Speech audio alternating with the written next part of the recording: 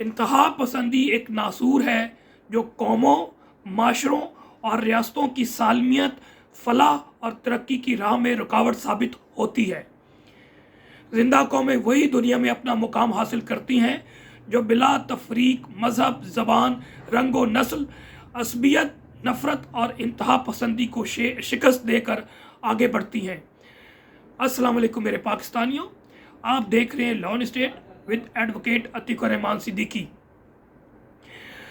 مشترکہ ہندوستان یعنی کہ سب کانٹیننٹ 1857 سے پہلے مختلف اسٹیٹس میں بٹ گیا تھا، لیکن 1857 کی جنگ آزادی کے بعد جو ایسٹ انڈیا کمپنی مختلف ہیلے بہانے سے مختلف صوبوں میں ریاستوں پہ قابض ہو چکی تھی، وہ ڈائریکٹ جو ہے کراؤن کے انڈر آ گئی۔ اس کے بعد انہوں نے اسٹڈی اور ریسرچ کے بعد بہت سی چیزیں ہندوستان کے لیے پلاننگ کی کہ کس طرح سے آگے چلنا ہے اور اپنا جو کنٹرول ہے، اپنا امپیریلزم ہے، اس کو کس طرح سے آپ دیرپا کر سکتے ہیں اور مضبوط کر سکتے ہیں۔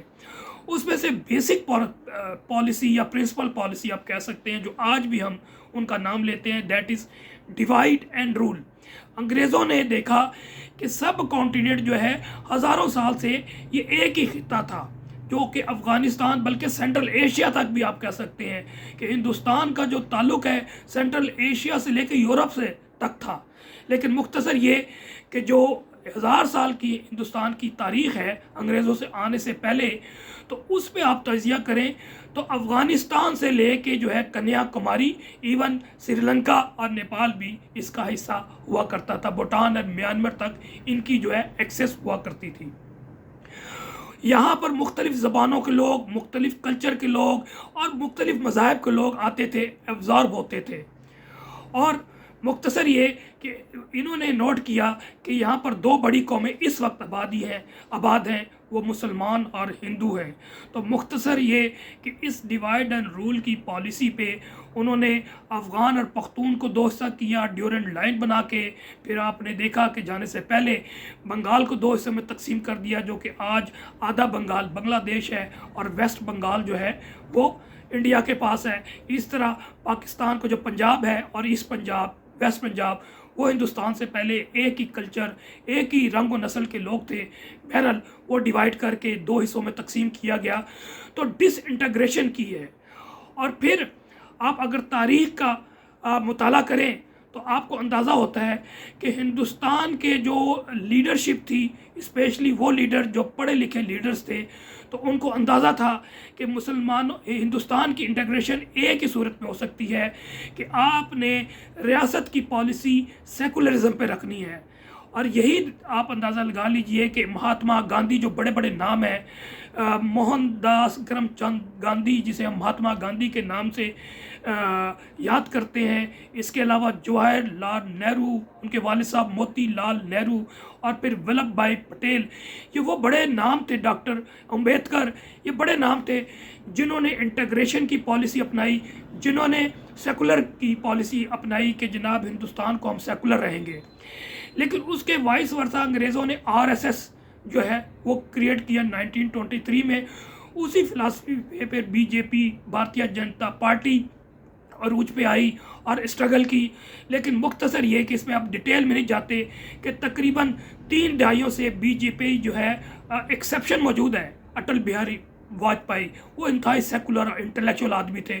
وہ BJP کے ساتھ رہتے ہوئے بھی وہ اس بات کے دائی تھے کہ ہندوستان کو سیکولر ہونا چاہیے، لبرل ہونا چاہیے، تبھی ہماری فلاح ہے، تبھی ہماری پروگریس ہے۔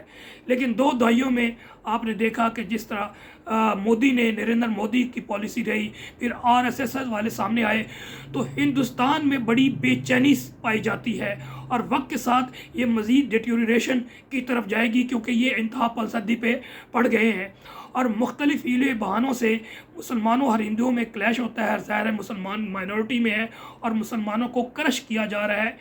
بابری مسجد جو 1991 کا ایک انتہائی اندوناک اور افسوسناک واقعہ تھا، وہ بھی آپ سمجھ لیں ایک بگننگ تھی ہندو سپریمیسی کی، اور یقین جانیے کہ سپریمیسی کسی کی بھی نہیں ہوتی، اس کا ان دی اینڈ جو ہے تباہی ہی ہوتی ہے، کیونکہ اگر آپ نیگیٹو سوچیں گے اس کے امپیکٹ، اس کے رزلٹ نیگیٹو ہوں گے۔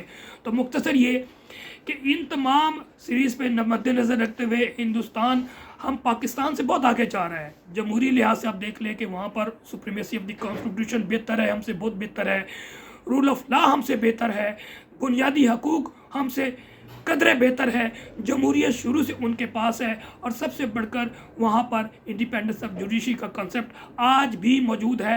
تو کمپیریٹیولی اسی وجہ سے آپ یہ دیکھ لیں کہ ہر شعبہ زندگی میں انڈیا ترقی کر رہا ہے، لیکن اگر انڈیا کی رکاوٹ، اور میں سمجھتا ہوں رکاوٹ ہے، تو ہندو انتہا پسندی فلسفی ہے، اور اگر اسی کو کنٹینیوٹی رہے گی تو یہ انڈیا کے لیے زہر لعل اور ناسور ثابت ہوگا۔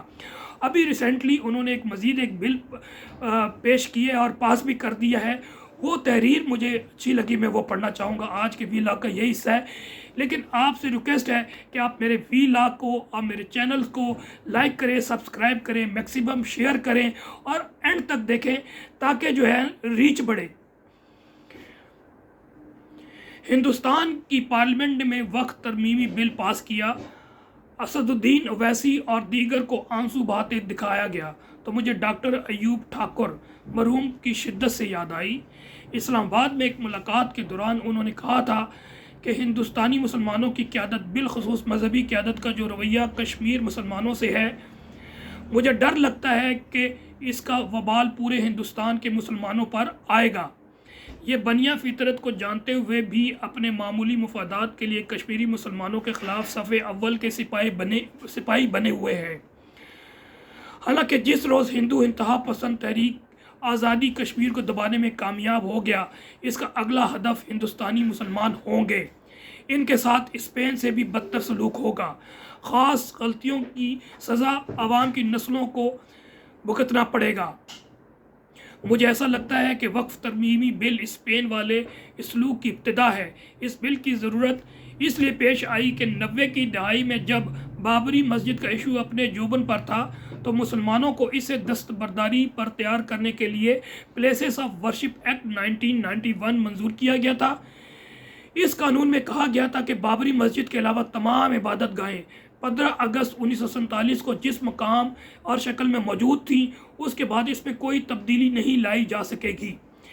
رام مندر بننے تک تو اس قانون کی ضرورت تھی، اس لیے اس کے بعد دیگر تاریخی مساجد پر قبضے کی راہ میں یہ قانون رکاوٹ بن رہا تھا، جس کا توڑ وقف ترمیمی بل 2025 کی صورت میں نکال لیا گیا ہے۔ کسی بھی جس کا کرکس اور اس کا جسٹ ہے وہ میں آپ کو سنانا چاہتا ہوں۔ کسی بھی زمین یا اس پر تعمیر عمارت کو صرف اس صورت جائز وقف مانا جائے گا جب اس کی مستند دستاویزی ثبوت موجود ہوں گے۔ وقف کی دستاویزات کی مستند ہونے یا نہ ہونے کا فیصلہ ضلع کلکٹر کرے گا۔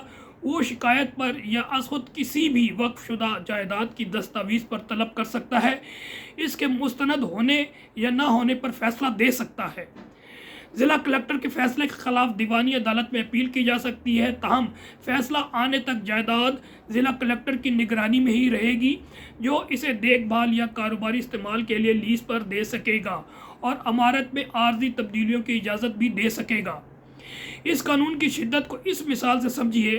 کل کوئی شخص جامع مسجد دہلی کے بارے میں ڈسٹرکٹ کلکٹر کو درخواست دیتا ہے، کلکٹر وقف کی دستاویزات طلب کرتا ہے۔